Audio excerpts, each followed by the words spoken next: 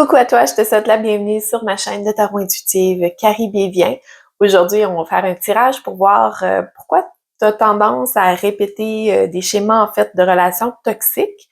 Donc, on va aller regarder en profondeur la question et on va pouvoir démystifier tout ça. Donc, j'ai tiré les cartes, on regarde ça ensemble dès maintenant. Ici, au niveau du schéma, on a la carte de l'ermite. Donc, la carte de l'ermite, c'est une carte de repli, de recul. On se renferme probablement beaucoup. On peut tomber dans le mutisme, tout ça. On peut avoir tendance à se dire, en fait, c'est plus sécuritaire d'être seul. C'est plus sécuritaire d'être dans mon monde, tout ça, de pas pouvoir être déçu par les autres, en fait, si, si on les laisse rentrer, par exemple.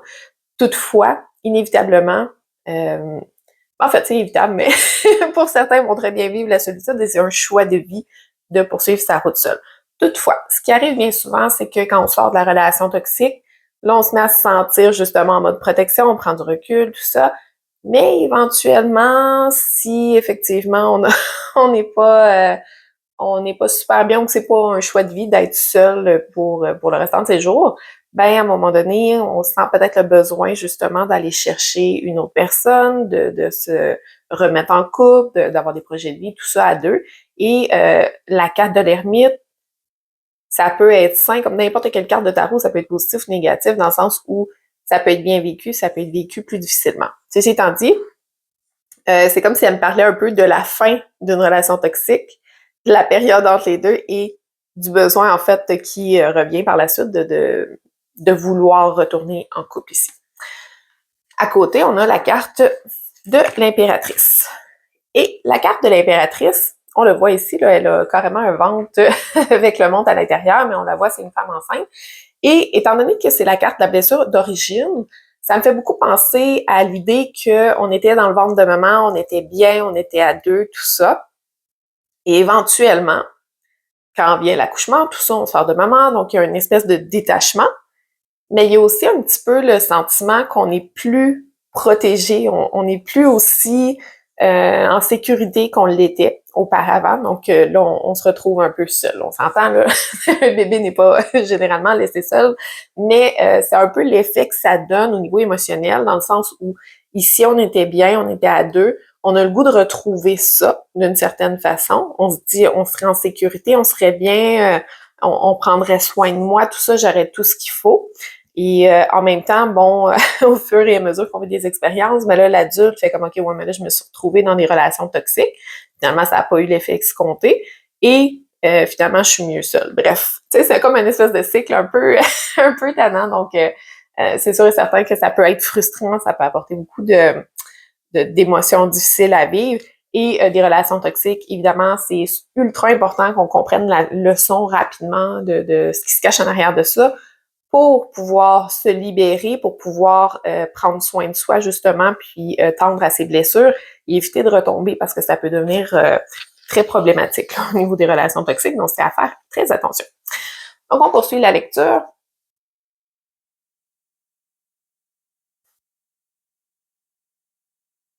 Donc, on a la carte ici, la carte du roi de bâton. Et c'est au niveau de la croyance, dans le fond, qui se cache aussi au travers de tout ça. Qu'est-ce qui fait en sorte, justement, qu'on se retrouve un peu dans ce type de relation-là.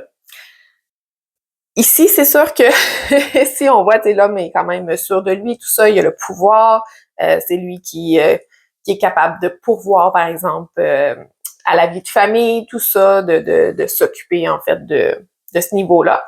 Et en même temps, on voit le lion derrière. Et ça peut être un signe de force, mais c'est aussi un signe de danger, entre guillemets, dans le sens où il y a un lion qui arrive derrière nous. Ça se peut que ça finisse mal, cette histoire-là. Ici, le roi nous donne le goût de croire que c'est pas le cas, mais quand même, il y a quand même un petit peu toujours ça en arrière-plan que peut-être là, je vais dire les hommes, mais ça peut être les femmes, là, tout dépend de ton sexe, mais que l'autre personne peut apporter un certain danger. Donc, en même temps, il peut pourvoir, il peut peut-être faire protéger d'une certaine façon, puis en même temps, il peut susciter un danger en même temps. Ici, on se retrouve avec la carte du un roi de coupe, donc au niveau du comportement automatique. Ce qui arrive, c'est que jusqu'à un certain point, cette carte-là, qu'est-ce qui est ressorti quand je l'ai vue apparaître? Comportement automatique, bien souvent, ça peut être de vouloir fuir ou de vouloir, comment je pourrais dire, donner son pouvoir un peu à l'autre personne. Donc, vouloir que l'autre personne fasse, par exemple, une figure bienveillante dans notre vie, une figure qui prend soin de nous, qui va s'occuper de nous, qui va s'occuper de nos émotions, qui va s'occuper de notre personne, un peu comme un parent le ferait, en fait. Donc, c'est un peu le comportement qui ressort avec cette carte-là. Puis, il y a un peu comme la crainte aussi que l'autre puisse partir éventuellement. On voit le bateau à voile ici. Donc, c'est ça, tu sais, on remet un peu son pouvoir dans les mains de l'autre pour qu'il tende à nos blessures, pour qu'il s'occupe de nous, pour qu'il pourvoie à nos besoins, tout ça. Puis en même temps, mais qu'est-ce que ça fait? Ça génère, tu sais, une espèce de peur qu'éventuellement, ça fasse comme avec notre mère, qu'il y ait un détachement qui se fasse, que la personne s'en aille et qu'on puisse se retrouver seul. Donc, c'est sûr et certain qu'au niveau émotionnel, ça cache beaucoup de choses là ici. Donc, ça engendre beaucoup de brouhaha au niveau émotionnel et des peurs justement qui font en sorte que veut pas, ça peut pas fonctionner de façon optimale comme relation parce que justement, tu sais, l'autre personne n'est pas dans l'obligation de pourvoir à tous nos besoins. Évidemment, on vit à deux, il y a des ajustements à faire, mais tendre à nos blessures, la personne peut être là pour nous appuyer, mais elle ne peut pas le faire à notre place. Ce qui me mène à la prochaine carte. Donc, la carte ici de la reine de denier.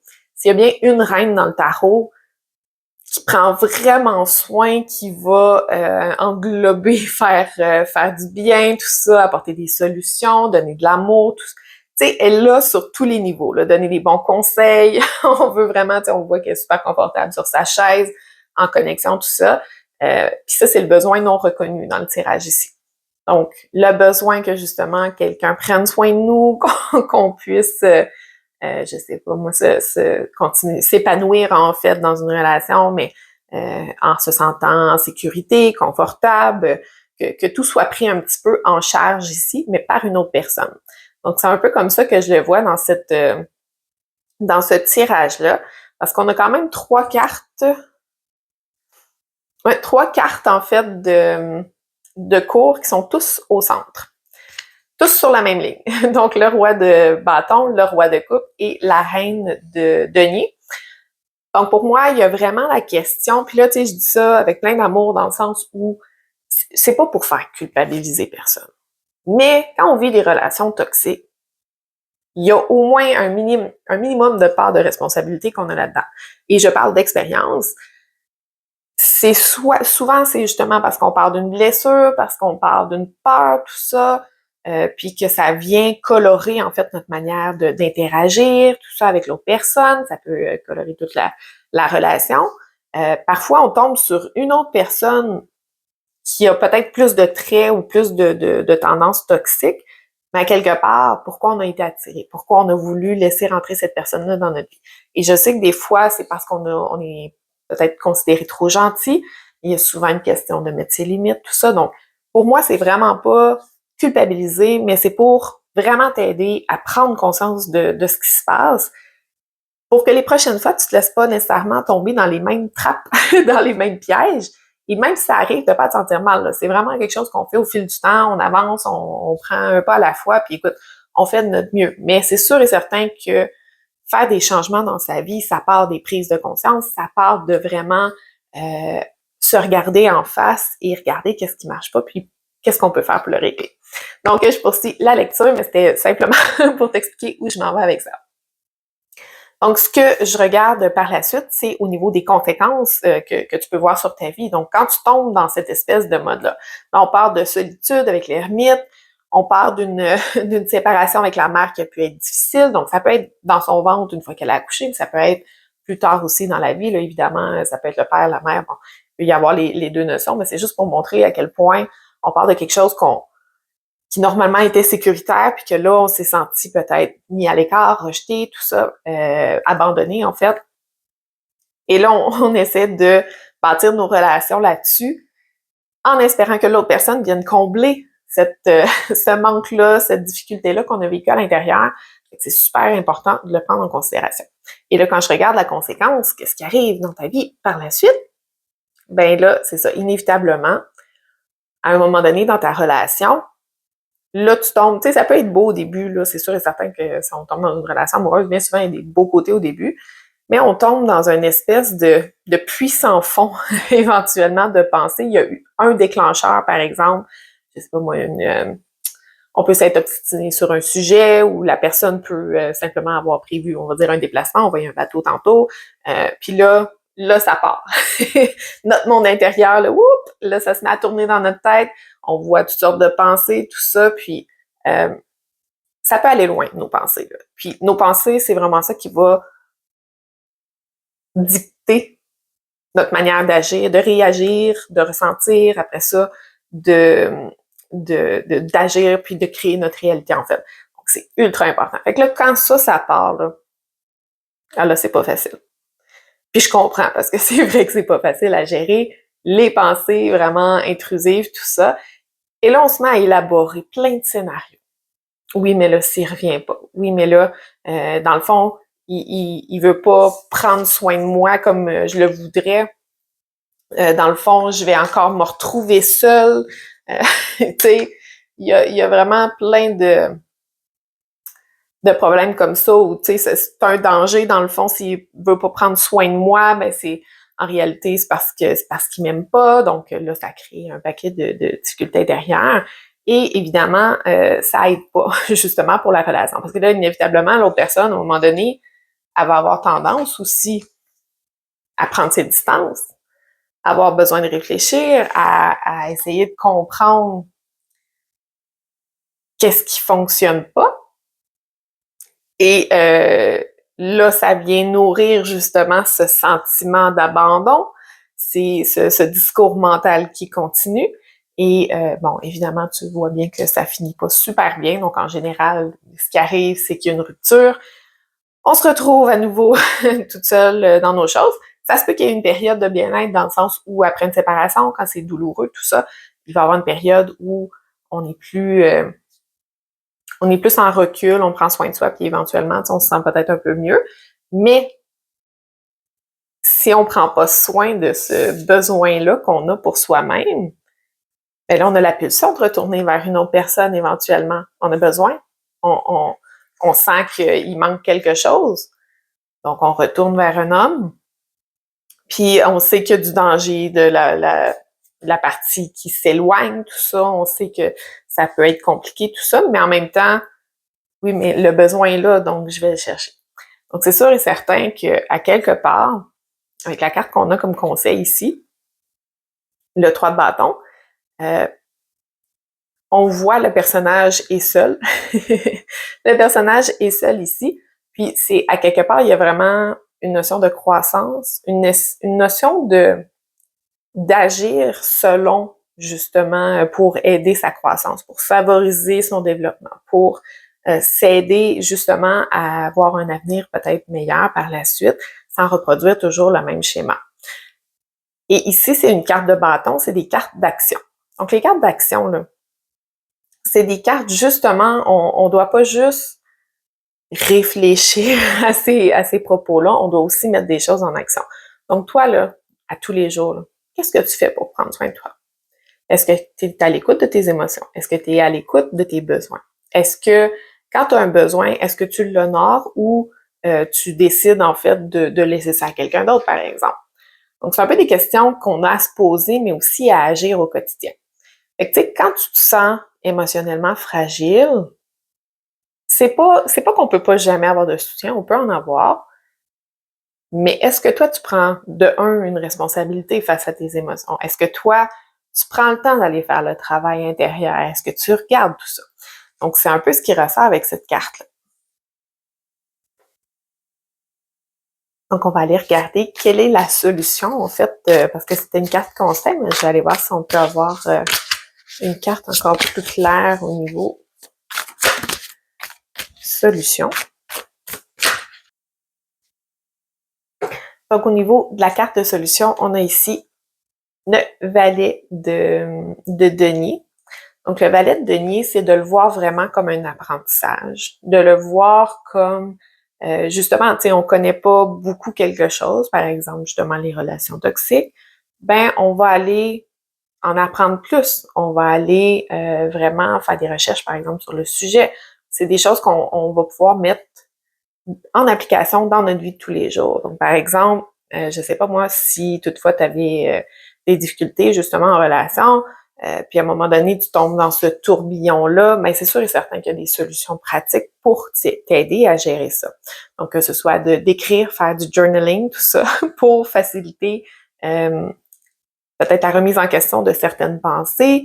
Il y a ici aussi, qu'est-ce que j'avais oublié de dire tout à l'heure, c'est aussi une perspective, c'est un peu la vision qu'on a de la vie, à quelque part, dans le sens où c'est sûr que si ta vision de la vie, c'est l'autre doit prendre soin de moi, tu lui donnes complètement ton pouvoir.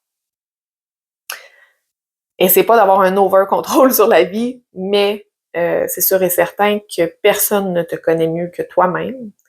Personne ne peut faire les meilleures décisions pour toi-même que toi-même, en fait. C'est de revenir un peu à cette idée-là. Mais c'est de mettre vraiment en pratique, de trouver des petites techniques parfois à gauche, à droite pour justement en arriver à, quand tu retombes un peu dans ce type de pattern-là, ben, que tu as des solutions pratiques sous la main à mettre en place. Et là, ça, tu gardes ça à la vue. Tu gardes ça à la vue parce qu'évidemment, on sait jamais trop quand ça va ressoudre, quand ça va remonter. Donc, en gardant ça, en ayant un rappel que justement, c'est toi qui as ton pouvoir, en prenant des actions tranquillement pour justement prendre soin de soi, même en relation, parce que quelque part, même en relation, tu sais, si, je sais pas, moi, t'es dans une relation où l'autre personne couraille à gauche, à droite, tout ça, puis toi, t'aimerais ça que l'autre personne s'occupe de tes émotions, mais la personne est super self-centered, là, est vraiment centrée sur elle-même, puis en réalité, elle a aucune... Ben, t'as le droit de prendre un nouveau départ aussi, là. T'as le droit de choisir une nouvelle réalité. T'as le droit d'aller vers quelque chose qui est beaucoup plus nourrissant avec les deniers. Et c'est comme ça aussi que tu vas réaliser en faisant ces étapes-là, puis en décidant, bon, mais je mets fin à cette relation-là pour me tourner vers un avenir nouveau, que tu vas t'aider. Et toi, ton enfant intérieur, là, il va comprendre, OK, tu vivais une situation difficile, tu as pris la décision d'y mettre fin, pas parce que t'es tombé dans le mental suractif, tout ça, simplement parce que tu as fait, OK, moi, là, ma vision de l'avenir, là, ça coïncide pas du tout. Moi, je veux une relation saine pour l'avenir. Je veux être capable de parler de mes émotions tout en prenant la responsabilité de celles-ci. Mais clairement, cette personne-là, comment je ferais n'importe quoi, ça coïncide pas, là.